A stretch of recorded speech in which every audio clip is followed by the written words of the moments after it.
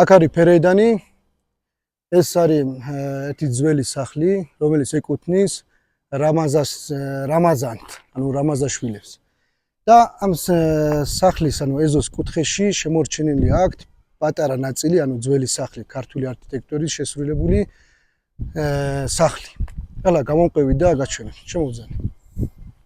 და აი ეს ჭიშკარი ველებური.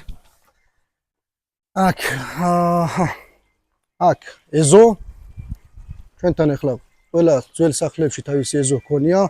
ეზოს შუაში როგორც ხედავთ ეს თონე კი არ არის ფეხზე. აქ იყო ბადაგის მოსამზადებლად. ამაში ცეცხლი დაინთებოდა, კოცონი და ბადაგს ამზადებდნენ.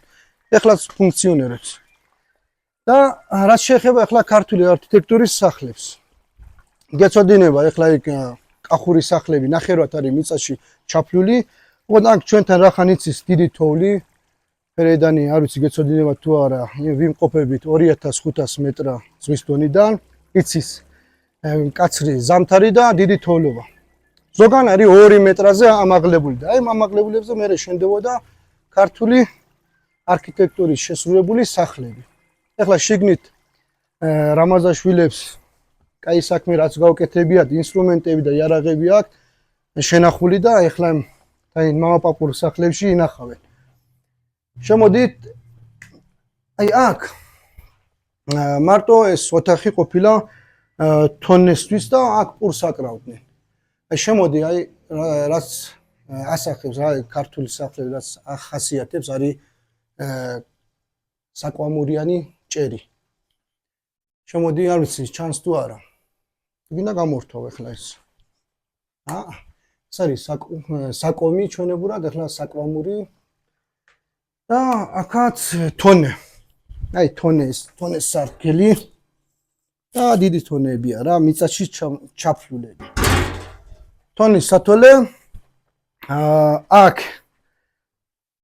ამაზე უფრო დიდების ყოფილა რა მორეები როგორც ვიცი საწნეხელი და ეს არის მარტო ოჯახის საწნეხელი აქ ყურძენი ჩაიყრებოდა იწურებოდა და ამ ღარით მე ჩაესხმებოდა იმაში ქვევში მინუს დასაყენებლად და აქაც არის ფეთაკი ფეთაკში ინახებოდა კბილი და ეს კბილი გარეთ კბილი ერქვა აი კბილი რო მე აქ ხედავ სულ მიწა არის დათკნეპილი მიწა ახასიათებს ქართულ სახლებს აუცილებლად უნდა მიწა იყოს აი ამ აქ რო შემოქონდა ეს კბილი უკვე სახელი ეცვლებოდა და კეთილი ერქმებოდა უკვე ეს კეთილია კეთილი ინახებოდა ამაში ახლა მეორე ოთახში ეს ბადაგისთვის არის თეთრი მიწა ბადაგს ვაკეთებდით თხელი ბადაგს ვაკეთებდით ჩვენ ადრე და ბადაგი რა აი ამ თეთრი მიწით ბადაგს ესე არ ვიცი რაღაცა ურევდნენ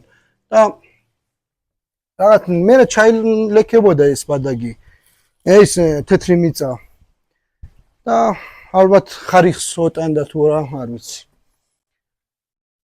აქ ახლა იარაღები აქ მოთავსებული სადღობელი ქართული სადღობელი გეცოდინებათ აუცილებლად უნდა იყოს ხისგან მარტო ქართველებს ჰქონდა ხის სადღობლები გოდორი ლევდა აი ეს ნამგალი ეს არის ფერეიდნული ანუ ქართულ ნამგალზე იცნობენ ფერეიდანში კარი არის ხისგან მე რკინით ბასრიკინა ეხლა ეს პატარა ნამგალი ითვლება ეს არის ხორბლისი იონჯებისი უფრო იონჯისთვის უფრო დიდ ნამგლებს იყენებდნენ აქ კიდე ფეთაკი ფეთაკის თავზე კედლის ყური ცხავი და აქ ეხლა მე დაახვეწეს ჩვენთან კევრეები და აი ესეთი კევრეები იყო და ეს ჯოხი აღარ არის ეს იყო კევრი და ამით ლეწებოდა ხორბალი ფიცალი ძალიან ეხლა ეს არა ამაზე ბევრად უფრო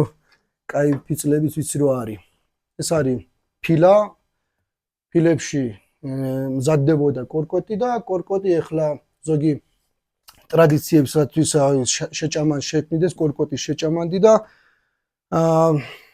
მაგაში აკეთებდნენ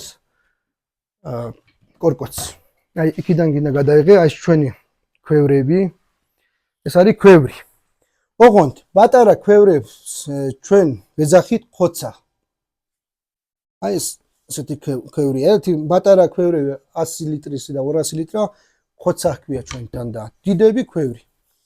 ეს არის სკა, ქართული სკა, მეფუტკრეობისთვის. აი ხედავ, ნაღდი ქართული სკა. საღერღელი ეს კიდევ ქვილის შესანახავად და ასე შემდეგ. აი როგორ ცხოვრობდნენ, რებს იყენებდნენ ჩვენებურები, აი ეს კიდობნები, ეს ჯარა ქილა კალოზე ამით ანაწილებდნენ მოსავალს, ანუ და ასე შემდეგ. სასწორის ქვები ყოფილი ესე, შეიძლება ეს 9 კილოსია.